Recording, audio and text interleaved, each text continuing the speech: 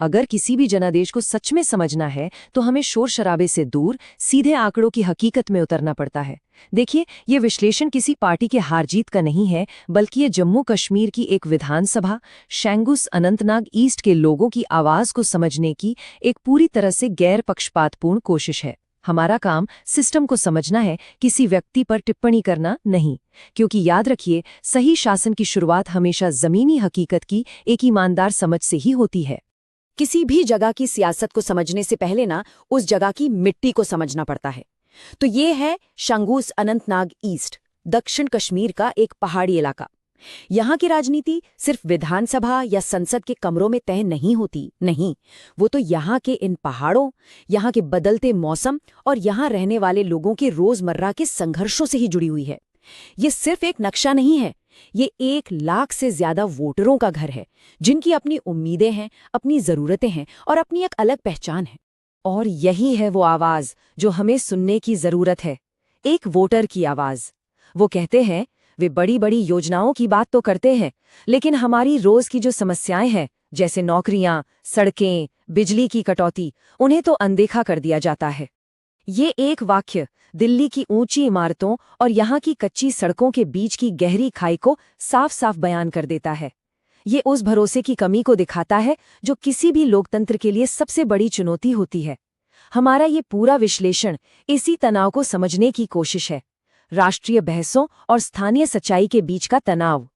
तो इस जनादेश को परत दर परत समझने के लिए हमारा रास्ता बिल्कुल साफ है। सबसे पहले हम जमीनी हकीकत को जानेंगे, फिर हाल के जनादेश के आंकड़ों को डिकोड करेंगे, उसके बाद पिछले 40 साल के चुनावी पैटर्न की गहराई से पड़ताल करेंगे, फिर एक रणनीतिक ब्लूप्रिंट पर बात होगी, विश्वास की कमी को कैसे भरा जाए इस पर विचार करेंगे, और आखिर में हम देखेंगे कि कैसे इन आंकड़ों को एक बेहतर शासन में बदला जा सकता है। तो चलिए हमारे विश्लेषण के पहले पड़ाव पर चलते हैं, जमीनी हकीकत, यानी यहाँ के लोग और ये जगह। देखिए, शंगुस अनंतनाग ईस्ट की अपनी एक खास भौगोलिक और सामाजिक पहचान है। ये एक पहाड़ी इलाका है जहाँ जिंदगी आसान नहीं, अपनी चुनौतियां हैं, और यहाँ की आबादी लगभग पूरी तरह से कश्मीरी मुस्लिम है। इस सामाजिक ताने बाने का मतलब ये है कि यहाँ की राजनीति हमेशा से क्षेत्रीय मुद्दों और पहचान के इर्द गिर्द ही घूमती रही है, और यही वजह है कि किसी भी राष्ट्रीय पार्टी जैसे कि बीजेपी के लिए यहाँ अपना एक पारंपरिक आधार बना पाना हमेशा से बहुत बड़ी चुनौती रहा है। अब जरा इन आंकड़ों पर नजर डालिए। यहाँ 1,09,02 मतदाता हैं। पूरे अनंतनाग जिले की ही तरह यहाँ भी लगभग 98% आबादी मुस्लिम है। शेख, डार, भट्ट जैसे कश्मीरी मुस्लिम समुदाय यहाँ बहुमत में हैं। अल्पसंख्यक आबादी ना के बराबर है। अब ये आंकड़े सिर्फ जनगणना का हिस्सा नहीं है, ये उस सामाजिक सच्चाई की तस्वीर है जिसे समझे बिना बनाई गई कोई भी राजनीतिक रणनीति सिर्फ कागजों पर ही धरी रह जाएगी। जमीन को समझने के बाद अब आते हैं ताज़ा चुनावी नतीजों के आंकड़ों पर। 2024 के नंबर्स। ये आंकड़े हमें राजनीतिक परिदृश्य की एक बहुत ही साफ और कुछ लोगों के लिए शायद चौंकाने वाली तस्वीर दिखाते हैं। इस चार्ट को देखिए, ये चुनावी हकीकत को बिल्कुल आईने की तरह साफ कर देता है। जेकेएनसी को मिले 52.3% वोट, पीडीपी को 27.3%, यानी आप देखिए लगभग 80% वोट सिर्फ इन 2 क्षेत्रीय पार्टियों के खाते में गए हैं, जो यहाँ की सियासत पर दशकों से हावी रही हैं। और दूसरी तरफ बीजेपी का वोट शेयर है सिर्फ 3.4%। ये आंकड़ा सिर्फ एक चुनावी प्रदर्शन नहीं है, बल्कि ये मतदाताओं के साथ एक बहुत बड़े संवाद की कमी की तरफ इशारा करता है। 1988 बस 2024 में बीजेपी को मिले कुल वोट। हमें इस नंबर को बिना किसी भावना के सिर्फ एक डेटा पॉइंट की तरह देखना होगा। ये किसी विफलता का प्रतीक नहीं है, बल्कि ये इस निर्वाचन क्षेत्र में जमीन से जुड़ाव की कमी का एक बिल्कुल स्पष्ट और तटस्थ संकेत है। ये एक शुरुआती बिंदु है जहां से सुधार की एक सही रणनीति बन सकती है। और ये एक और बहुत ही महत्वपूर्ण आंकड़ा है, वोटर टर्नआउट यानी मतदान प्रतिशत। 2014 में जहां लगभग 69% लोगों ने वोट डाला था, वहीं 2024 में ये आंकड़ा गिरकर सिर्फ 57.5% के करीब रह गया। 11% से ज्यादा की ये गिरावट एक बहुत गहरा सवाल खड़ा करती है। क्या ये सिर्फ उदासीनता है, या फिर ये व्यवस्था के प्रति निराशा है, या फिर ये एक खामोश विरोध का तरीका है? किसी भी लोकतंत्र के लिए घटता हुआ मतदान एक चेतावनी की घंटी है जिसे नजरअंदाज नहीं किया जा सकता। अब हम आज के इन आंकड़ों से एक कदम पीछे हटते हैं और एक लंबे दौर की तस्वीर देखते हैं। 40 साल का पैटर्न, यानी इतिहास का फैसला। क्योंकि राजनीति में जो कुछ आज हो रहा होता है ना, उसकी जड़ें अक्सर अतीत में छिपी होती हैं। तो क्या पिछले 40 सालों के चुनावी व्यवहार में कोई ऐसा पैटर्न है जो हमें आज को बेहतर ढंग से समझने में मदद कर सकता है? चलिए देखते हैं। इस टाइमलाइन पर जरा गौर कीजिए। 1983 में कांग्रेस 50% से ज्यादा वोट लेकर जीती थी। फिर 1996 में बीजेपी ने यहां पहली बार चुनाव लड़ा और उसे 2% से भी कम वोट मिले। 2002 में पीडीपी ने पहली बार जीत हासिल की और ये कश्मीर की राजनीति में एक नए अध्याय की शुरुआत थी। 2014 में बीजेपी को अपना अब तक का सबसे ज्यादा यानी 4% वोट शेयर मिला और अब 2024 में जेकेएनसी ने 25 पॉइंट के भारी अंतर से एक तरफा जीत दर्ज की है। इतिहास बिल्कुल साफ है। यहाँ की राजनीति हमेशा क्षेत्रीय दलों और कांग्रेस के ही इर्द गिर्द घूमती रही है। तो इन 40 सालों के इतिहास से कुछ साफ पैटर्न उभर कर आते हैं। पहली बात, यहाँ से बीजेपी का कोई विधायक आज तक नहीं चुना गया। दूसरी बात, पहले जीत का फैसला अक्सर कई उम्मीदवारों के बीच वोटों के बंटवारे से होता था। तीसरी बात, विजेता हमेशा इन 3 पार्टियों में से ही कोई एक रहा है, जेकेएनसी, पीडीपी या कांग्रेस। और चौथी और ये सबसे महत्वपूर्ण बात है, 2024 का ये जो 25 पॉइंट का जीत का अंतर है, ये एक अपवाद है, एक अनोमली है। ये बताता है कि इस बार वोटों का बिखराव नहीं हुआ, बल्कि एक तरफ ध्रुवीकरण हुआ है और इस बदलाव को समझना बहुत जरूरी है। और यहीं पर हमें लोकतंत्र के एक बहुत ही बुनियादी मूल्यों को याद करना चाहिए। हमारा संविधान हर नागरिक को गरिमा और एक सूचित सार्वजनिक भाषण यानी इन्फॉर्म्ड पब्लिक स्पीच का अधिकार देता है। एक वोट सिर्फ एक बटन दबाना नहीं है, ये एक नागरिक का सबसे शक्तिशाली भाषण होता है। पिछले 40 वर्षों का ये चुनावी पैटर्न दरअसल इस क्षेत्र के लोगों का सामूहिक भाषण है, जिसे सम्मान के साथ सुनना और समझना जरूरी है। अच्छा, तो अब तक हमने समस्या का विश्लेषण किया है। अब हम एक राजनीतिक रणनीतिकार की नज़र से एक संभावित समाधान के खाके की ओर बढ़ते हैं, एक स्ट्रेटेजिक ब्लूप्रिंट। आप इसे एक तरह की पॉलिटिकल इंजीनियरिंग भी कह सकते हैं, लेकिन इसका लक्ष्य सिर्फ चुनाव जीतना नहीं है, बल्कि शासन की एक ऐसी नई संभावना को तैयार करना है जो लोगों की जरूरतों पर आधारित हो। किसी भी रणनीति के लिए सबसे पहले अपनी ताकत, कमजोरी, अवसर और खतरे यानी स्वॉट एनालिसिस को समझना जरूरी होता है। तो यहाँ ताकत क्या है? केंद्र सरकार का समर्थन और संसाधन। कमजोरी, कोई स्थानीय कैडर या संगठन नहीं है और इस क्षेत्र में पार्टी की ब्रांड छवि भी कमजोर है। अवसर क्या है?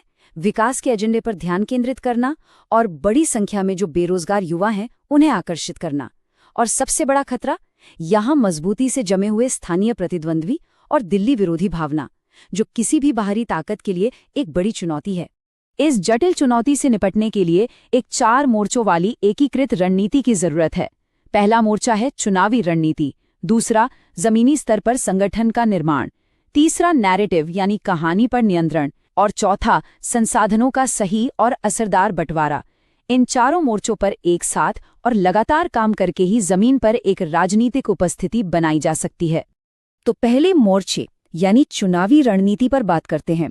यहाँ फोकस ध्रुवीकरण वाली राष्ट्रीय बयानबाजी पर बिल्कुल नहीं होना चाहिए, बल्कि युवा और प्रवासी जैसे अनुकूल वर्गों में मतदान प्रतिशत बढ़ाने पर होना चाहिए। संदेशों को स्थानीय विकास की जरूरतों जैसे कि सड़क, बिजली, नौकरी, इनके हिसाब से ढालना होगा। विपक्ष के दावों का जवाब पूरे हो चुके प्रोजेक्ट्स के आंकड़ों से देना होगा। और सबसे जरूरी बात, संवाद की भाषा उर्दू और हिंदी होनी चाहिए जो लोगों से एक सीधा जुड़ाव पैदा कर सके। पर कोई भी चुनावी रणनीति, कोई भी संगठन, कोई भी नैरेटिव तब तक कामयाब नहीं हो सकता जब तक एक चीज ना हो, और वो है विश्वास, ट्रस्ट। और यही सबसे बड़ी चुनौती है, विश्वास की उस गहरी खाई को पाटना। ये समझना कि पार्टी को लेकर जो धारणा बनी हुई है और वोटर की जो हकीकत है, उसके बीच इतनी दूरी क्यों है और उसे कम कैसे किया जाए।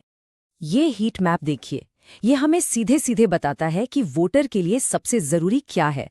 सबसे ज्यादा ज्वलंत मुद्दे जिनकी तीव्रता सबसे ज्यादा है वो है युवाओं की बेरोजगारी, सड़कों का बुरा हाल और सुरक्षा एवं स्थिरता। ये लोगों की रोजमर्रा की जिंदगी से जुड़े मुद्दे हैं। इसके बाद स्वास्थ्य, शिक्षा और राज्य के दर्जे की बहाली जैसे मुद्दे आते हैं जिनकी तीव्रता मध्यम है। ये डेटा साफ करता है कि लोगों की पहली प्राथमिकता अपनी और अपने परिवार की आर्थिक और भौतिक सुरक्षा है। तो सवाल ये उठता है कि अगर ये समस्याएं हैं, तो विश्वास बनाने के लिए एक ठोस समय सीमा में बंधी योजना क्या हो सकती है? देखिए, शिकायतों की पहचान करना तो पहला कदम है। अगला और सबसे जरूरी कदम है उन्हें दूर करने के लिए एक विश्वसनीय रोडमैप तैयार करना। तो ये है विश्वास बनाने की 90 दिवसीय सीढ़ी, एक व्यवस्थित स्टेप बाय स्टेप तरीका। चुनाव से 90 दिन पहले उम्मीदवार को तय करें और एक सुनवाई यात्रा शुरू करें, जहां नेता सिर्फ बोले नहीं बल्कि लोगों की सुने। 60 दिन पहले एक स्थानीय घोषणा पत्र जारी करें जो राष्ट्रीय नहीं बल्कि स्थानीय मुद्दों पर केंद्रित हो, और सामुदायिक सेवा के कार्यक्रम आयोजित करें। 30 दिन पहले बूथ स्तर पर प्रचार को तेज करें और बड़े नेताओं के दौरे करवाएं, और आखिरी 10 दिनों में अपना पूरा ध्यान अंतिम लामबंदी और मतदाताओं की सहायता पर लगा दें। और अब हम अपने विश्लेषण के अंतिम चरण पर आते हैं, यानी डेटा से शासन तक। इस रणनीतिक खाके को पार्टी नेतृत्व और उसकी डिजिटल ऑपरेशंस के लिए ठोस कार्रवाई योग्य सिफारिशों में कैसे बदला जाए। तो यहाँ कुछ ठोस कदम दिए गए हैं जो तुरंत उठाए जा सकते हैं। पहला, निगरानी और जवाबदेही के लिए एक समर्पित अभियान प्रमुख या कैंपेन जार नियुक्त करें। दूसरा, एक बड़े साफ दिखाई देने वाले स्थानीय प्रोजेक्ट के लिए सार्वजनिक रूप से प्रतिबद्धता जताएं। ये विश्वास बनाने का सबसे ठोस तरीका है। तीसरा, स्थानीय चेहरों के साथ व्हाट्सएप पॉड्स और इंस्टाग्राम रील्स बनाएं ताकि संदेश भरोसेमंद लगे।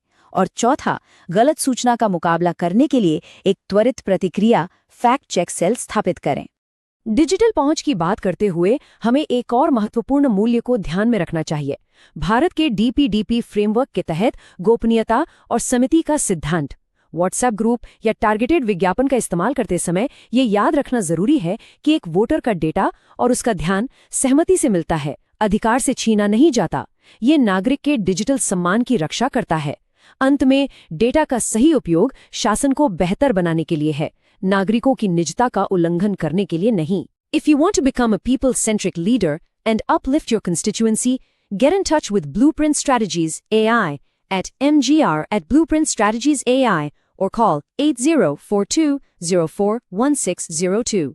Purpose beyond politics.